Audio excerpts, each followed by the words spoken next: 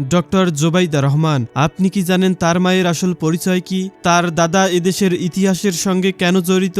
জোবাইদা রহমানের মাতা সৈয়দা ইকবাল মান্দ বানু এদেশের সমাজসেবা স্বাধীনতা পুরস্কার প্রাপ্ত নারী। দেশের ৬৮,০০০ গ্রামে যার হাতের ছোঁয়ায় ৩০ লক্ষেরও বেশি দরিদ্র শিক্ষার্থী শিক্ষার সুযোগ পেয়েছে। সুরভির চেয়ারপারসন, বাংলাদেশ মহিলা সংস্থার চেয়ারপারসন তিনি। জোবাইদা রহমানের দাদা আহমেদ আলী খান ভারতবর্ষের প্রথম মুসলিম ব্যারিস্টার, আসাম কংগ্রেসের প্রেসিডেন্ট, নিখিল ভারত আইন পরিষদ সদস্য এবং হায়দ্রাবাদ নিজামের প্রধান আইন উপদেষ্টা ছিলেন। জোবাইদা রহমান বাংলাদেশের একজন চিকিৎসক ও তারেক রহমানের স্ত্রী হওয়া সত্ত্বেও আগে অনলাইনে রাজনৈতিক কার্যক্রমগুলো পরিচালনা করলেও এখন তারেক রহমানের সঙ্গেই বিভিন্ন দলীয় প্রোগ্রামে অংশ নিচ্ছে জোবাইদা রহমান। অন্যদিকে তাদের মেয়ে ব্যারিস্টার জাইমা রহমান তরুণদের কেন্দ্র করে আয়োজিত অনুষ্ঠানে বক্তব্য দিচ্ছেন।